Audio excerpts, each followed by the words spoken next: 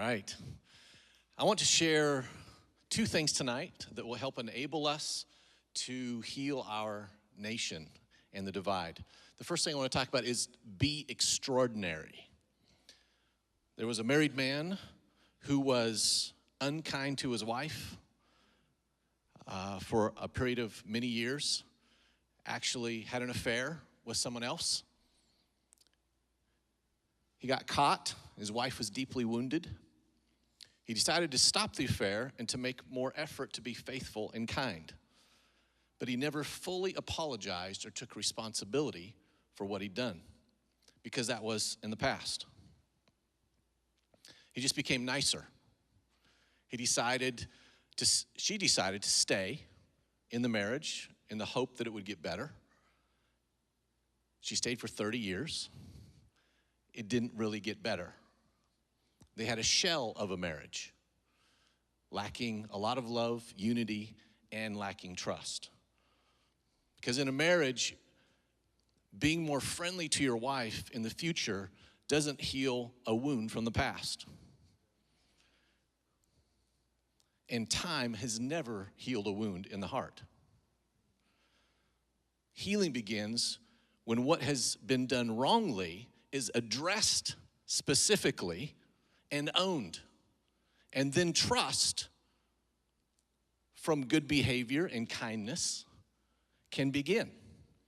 And just as a marriage is unhealthy until there is ownership of mistreatment, relations in our country or any country between tribes will be unhealthy until full responsibility has been made and owned. There's no shortcut, and there's no amount of time that will help this. Until something is fully owned, those offended will never know what you really think or feel, and if it's different than what you thought before. Yes, there needs to be change in behavior. Some of that has happened in our nation. Yes, there needs to be changes in systems, policies, and laws. And some of that has happened in our nation. But full ownership of a wrong goes to the root of the problem and reaches the heart. And it is what initiates healing and the beginning of trust. If the married man that I mentioned earlier, after getting caught in the affair, had owned it fully, didn't blame her for not doing enough or looking better or whatever, if he had owned his behavior and his mistreatment and had fully apologized, if he had then voiced how much he loved and needed and wanted his wife, how he valued and treasured her, healing would have a chance and trust would have an opportunity. Similarly, if individuals like us and leaders in our government or any institution owned and addressed what has been done wrong in the past and apologized, something that's never been done in some ways, then what if they voice, how much we love people, especially people of color, and if we voice that we see them as our national treasure, healing would have a chance and trust would be able to begin. There's a remarkable and unprecedented passage in the Bible about a man named Daniel.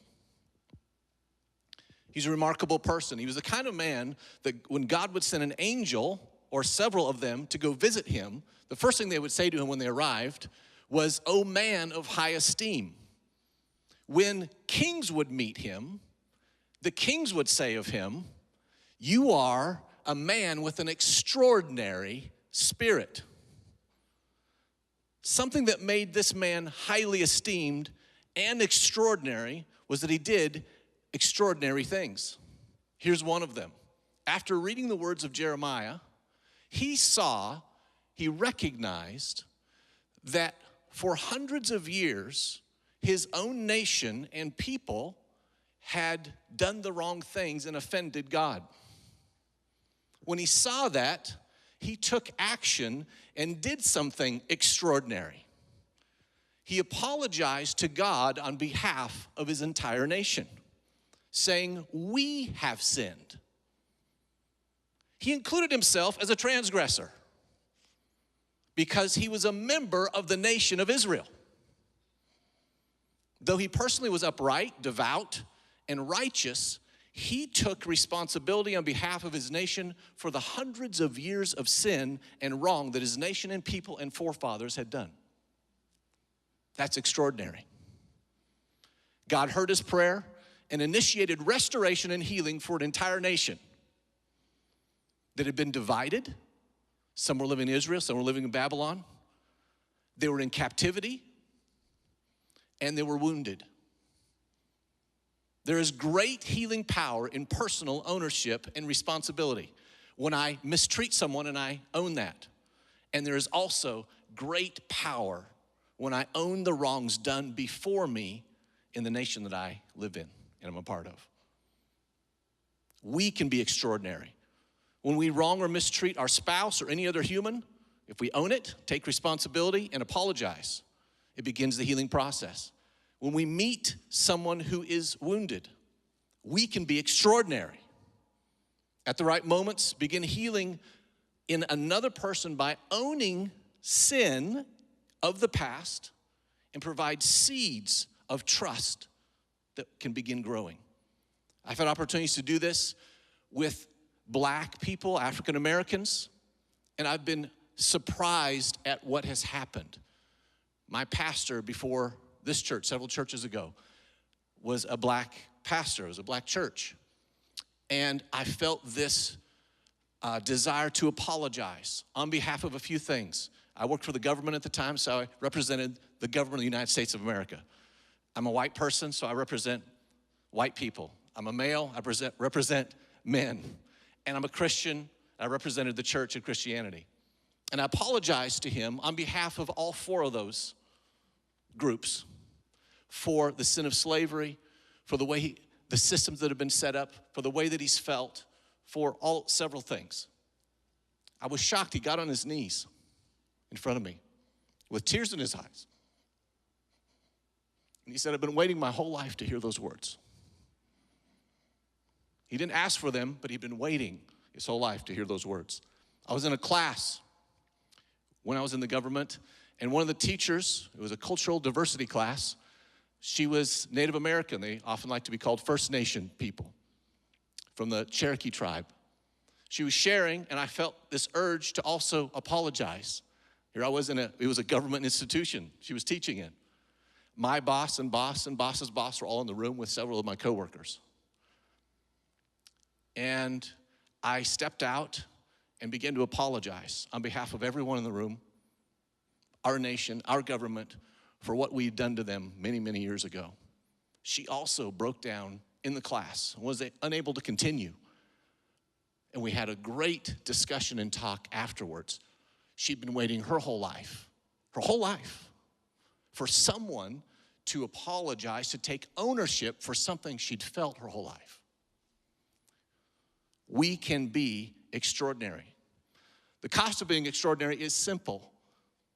It's humility and it's love, and it's worth it. There are people who have never said, nor will ever say that they're sorry for anything they've ever done. I know some of those people, and my guess is you do too. And then there are extraordinary people who not only own and take full responsibility for what they've done, but they go a step further and they start owning stuff that other people have done before them, that maybe they represent. That's extraordinary. The second thing I want to talk about is doing justice. Micah 6:8 says this, He has told you, O man, what is good.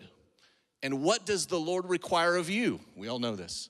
But to do justice, to love kindness, and to walk humbly with your God.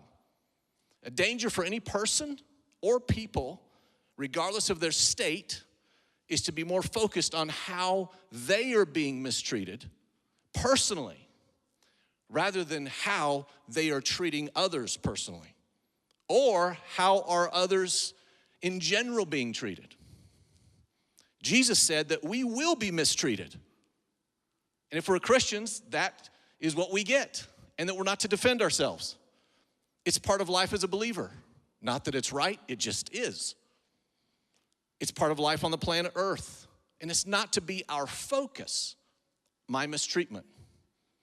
But I'm asked, and all of us are, to do justice.